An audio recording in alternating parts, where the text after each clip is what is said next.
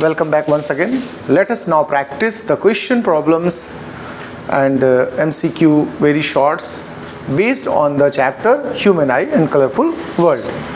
Let now start. सबसे पहले हम कुछ MCQ की बात करेंगे. फर्स्ट क्वेश्चन आप लोग ध्यान से रीड करिए, फिर हम ऑप्शन पे डिस्कस करते हैं. क्वेश्चन कुछ इस तरीके से देखिए, which of the following control the amount of light entering the eye. आँख के अंदर जो लाइट का अमाउंट जाता है उसको कंट्रोल कौन करेगा. अब कुछ ऑप्शंस हैं, बेटर वन फाइंड करना. कभी कभी आपको ध्यान रखिए क्वेश्चन में 2 या मोर देन 2 आंसर भी ऐसा लगे ये सब सही हैं, फिर उनमें से बेटर वन चूज करना है. ठीक है, तो अभी यहाँ बात करते हैं सिलरी मसल, लेंस, आइरिस और कॉर्निया. अब फंक्शन अगर हमको पता है तो हम आसानी से देखो. ऑब्जेक्टिव क्वेश्चन करने में एक और तरीका आप ध्यान रखिए, एमसीक्यू जब करें हमारे पास 2 वेज है. या तो हमको डायरेक्ट सही आंसर पता हो तो कोई बात ही नहीं, और अगर हमें लगे कभी कुछ गड़बड़ हो रहा है, कंफ्यूजन है, तो पहले रॉन्ग वन हटा ले. क्या करते हैं, डिलीटेड प्रोसेस अप्लाई करने हैं. जैसे सपोज करें क्या लेंस कंट्रोल करता है क्या, बताओ अमाउंट को. लेंस कंट्रोल नहीं करेगा, हटा दिया हमने, लियो.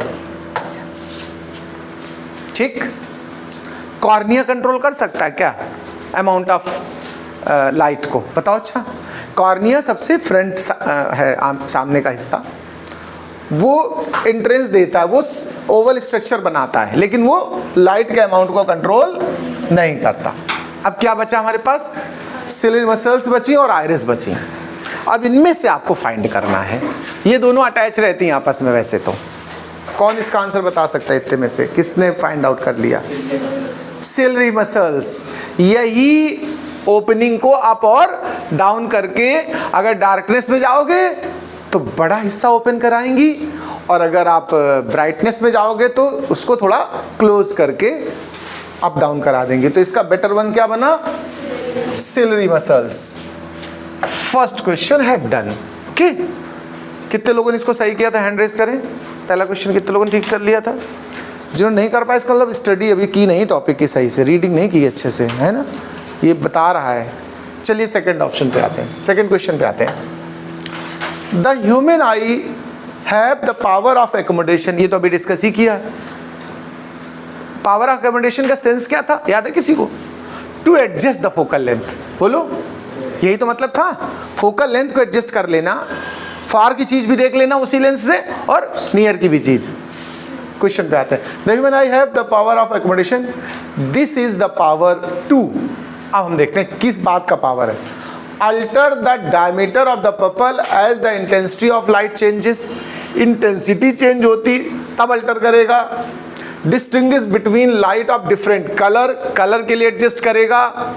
Focus on objects at different distance, और लास्ट वन है decide which of 2 object is closer. अब बात बताओ, कलर तो कतई नहीं, कलर में कोई पावर ऑफ एकोमोडेशन का काम है. मेन काम क्या होता है, फोकस को एडजस्ट करना नियर बाई और फार ऑब्जेक्ट से लिए. तो बेटर वन ऑप्शन कौन सा आपका लग रहा, बताओ. सी करेक्ट ज्यादा लग रहा कि नहीं लग रहा, बताओ. Focus different distances. ओके, कितने लोगों ने इसको ठीक समझ लिया था पहले से, कितने लोगों ने समझ लिया था कि ये करेक्ट होगा. चलिए अभी कुछ लोग कम आ रहे हैं लाइन पे. वैभव तुम समझ नहीं पा रहे थे क्या भैया, हाथ नहीं उठा रहे हो. अगले क्वेश्चन पे आ जाओ. देखो, how does the eye change in order to focus on near और डिस्टेंट ऑब्जेक्ट. कैसे करता है इसको, फोकसिंग करने में कैसे करता है ये प्रोसीजर. ये तो पक्का बात है कि पावर ऑफ एकोमोडेशन का काम है.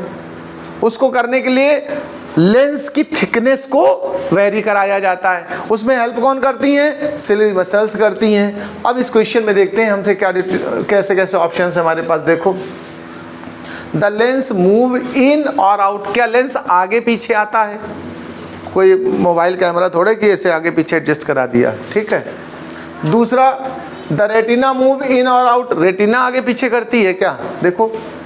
द लेंस बिकम्स थिकर और थिनर. यही मेन काम है, लेंस की थिकनेस वेरी होती है पावर ऑफ एकोमोडेशन के टाइम पर. ठीक है, तो बेटर आंसर कौन सा रहा इसका, सी वाला. कितने लोगों ने सही कर लिया था, इसको समझ लिया था अच्छे से. हाथ उठाने में संकोच ना करा करो, अगर कर लिया तो बताओ. बहुत अच्छी बात, बहुत अच्छी बात. अब आ रही गाड़ी लाइन पे. चलो अगला क्वेश्चन देखिए.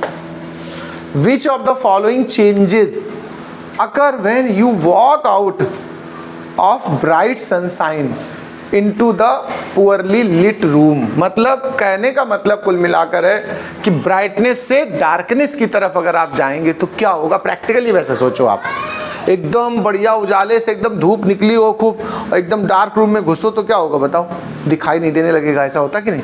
फिर आंखें क्या होंगी, ऐसे फट जाएंगी बड़ी बड़ी, एकदम डंपा जैसी खोल दोगे कि नहीं, बोलो। तो अब यहाँ पर ऐसा कुछ होगा, देख लो ऐसा क्या ऑप्शन हो सकता है। देखो तो अच्छा, इसका ए ऑप्शन गायब है इस क्वेश्चन का।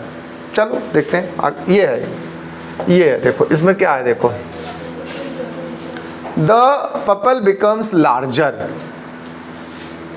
एक और देखो, the pupil becomes smaller, the ciliary muscles relaxed. और कोई ऑप्शन है? The lens becomes thicker. देखो लेंस थिकर थिनर तो कहाँ होता है बताओ, power of accommodation.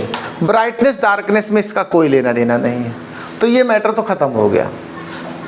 Pupil larger हो जाएगा या स्मॉलर हो जाएगा या सिलरी मसल रिलैक्स हो जाएंगी। आप बताओ इनमें से कौन सा बेटर होना चाहिए।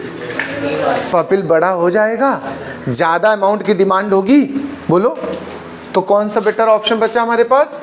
Larger. Last one, the size of the pupil of eye is adjusted by. Size को एडजस्ट करने का काम किसका होता है बताओ? सिलेरी मसल्स का काम होता है, ठीक है। तो चलिए इन क्वेश्चंस को नोट करिए, फिर आगे बात करेंगे। Few more questions based on this topic given here. First of all, do yourself, okay? After this, we have to discuss these topics in the next video. Bye bye.